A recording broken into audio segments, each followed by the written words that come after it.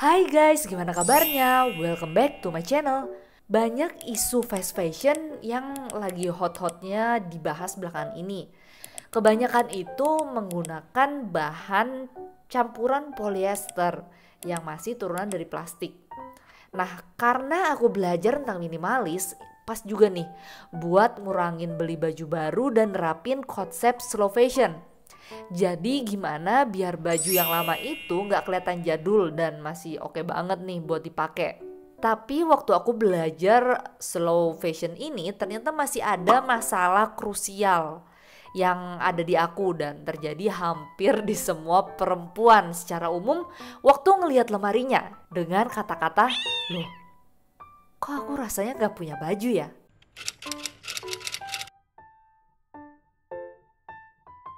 Beberapa tahun belakangan ini aku belajar tentang minimalis dan belajar juga tentang isu lingkungan. Aku jadi lebih selektif waktu mau beli barang. Kebanyakan aku tuh beli barang karena barang yang sebelumnya dengan fungsi yang sama itu rusak. Jadi ya mau gak mau emang harus diganti. Nah, aku pernah bahas tentang selektif beli baju di videoku yang ini. Tapi aku tuh mulai ngerasa bajuku itu kok kayak jadul banget, gak keren. Emang slow fashion dan belajar minimalis bisa bikin aku jadi gak keren? Menurutku tuh ada yang salah sama semua ini. Akhirnya aku nyoba searching lebih banyak tentang slow fashion dan ngeluangin waktu buat milah-milah lagi baju yang aku punya. Jadi gak dibuang, gak di-declutter, tapi nge-matchingin yang ada. Di video kali ini aku punya 5 tips ngelakuin slow fashion yang bisa hemat tapi tetap trendy. Tonton sampai habis ya. Tips yang pertama, paham sama kebutuhan diri sendiri. Style itu ada macam-macam. Kalau konsepnya slow fashion, kita tuh pasti akan pilih style yang lebih klasik. Kayak kapanpun dipakai itu nggak kelihatan jadul lah. Nah, sebelum cari style, kita tuh bener-bener harus paham jenis bahan apa dari baju yang akan kita pakai yang cocok sama keseharian. Soalnya kan balik lagi, baju itu harus nyaman dipakai tiap hari. Misalnya nih, kalau kita tipe yang sering naik kendaraan umum, pilih yang bahannya katun karena lebih adem, jadi nggak kepanasan banget lah. Tapi kalau kita sering naik kendaraan pribadi, khususnya nyetir sendiri, bisa lebih bebas pilih bahannya. Terus nyaman di sini juga ada dari batasan potongan baju. Kalau kita kerja di bidang engineering, pasti butuh baju yang lebih tertutup dan cenderung casual. Karena ya sering kerja di outdoor, biar terlindung juga dari matahari. Tapi beda nih kalau kita kerja di bidang fashion, yang mana lebih sering kerja secara indoor. Ini pasti kita lebih bebas buat pilih bahannya. Yang kedua, pilih style yang nyaman. Di video kali ini aku tuh bukan mau ngarahin ke style khusus yang cocok di aku tapi nggak cocok buat teman-teman. Maksudnya karena nyaman tiap orang itu beda-beda dan style itu juga balik lagi tergantung preferensi masing-masing. Biasanya aku tuh suka ngelihat contoh style di Pinterest.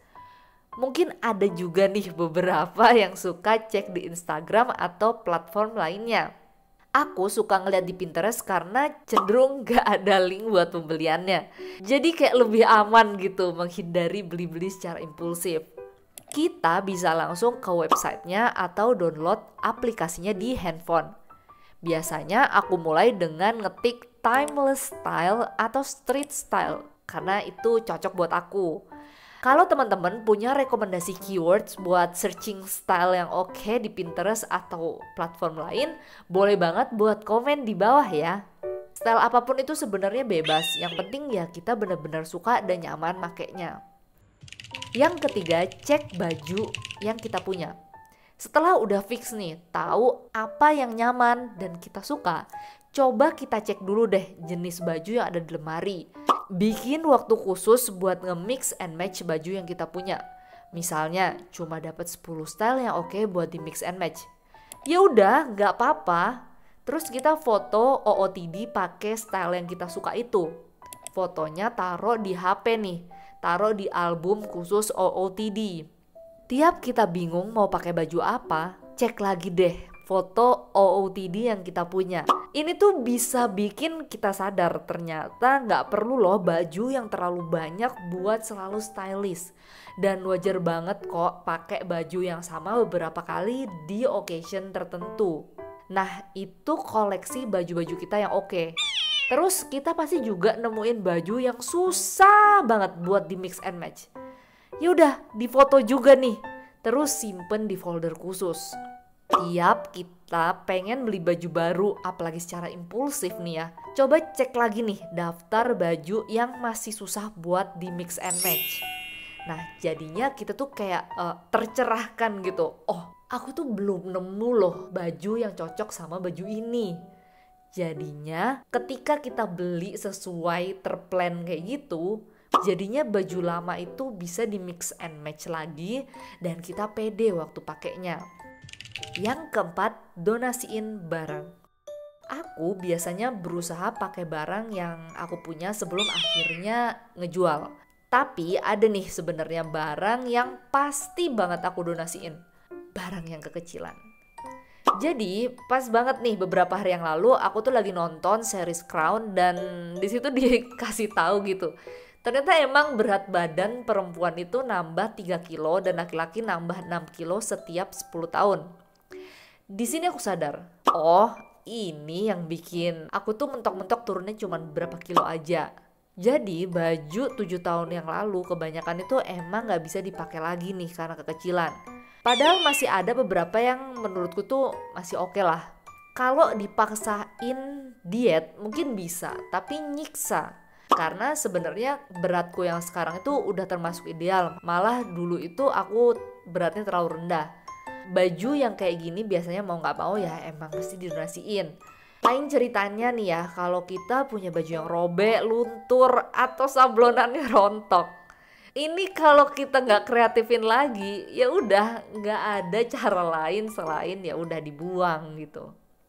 Yang kelima, cobain barang lama. Fashion emang sering berulang. Misalnya sekarang lagi ngetren barang A, terus ternyata 5 tahun lagi ngetren lagi. Nah, makanya cara ini tuh bisa bikin kita ngerius barang lama.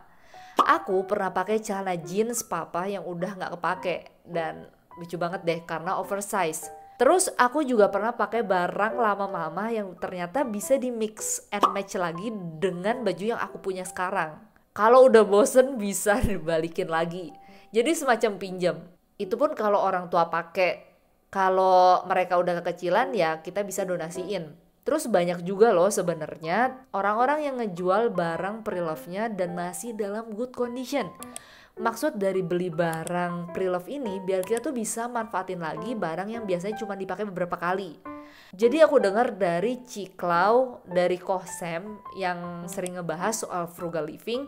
Dia itu sering beli baju pre-love dengan harga yang miring dan kondisinya tuh bagus banget kayak cuma dipakai sekali gitu. Awalnya aku ngerasa kok gak wajar ya, apa iya orang kayak gini. Tapi setelah aku paham sama diriku sendiri nih yang ternyata cukup bosenan, ya bisa aja mungkin dia gak mau menu-menuhin lemarinya, makanya ya udah dijual aja. Jadi beli barang pre-love itu sah-sah aja. Dan juga bisa jadi orang itu dapat hadiah dan ternyata nggak cocok, mau nggak mau dia mesti nge-pre-love-in. Ada banyak website buat nyari barang pre-love kayak Handstreet, Carousel. Kalau kamu punya rekomendasi website buat cari barang pre-love, boleh banget buat komen di bawah ya. Jadi itu semua ada 5 tips slow fashion yang bisa bikin hemat tapi tetap trendy. Kalau kamu punya tips lain yang belum aku sebutin, komen di bawah ya. Kalau kamu ngerasa postinganku bermanfaat, jangan lupa kamu klik like button dan share video ini ke teman-teman kamu. Thank you for watching. See you on my next videos.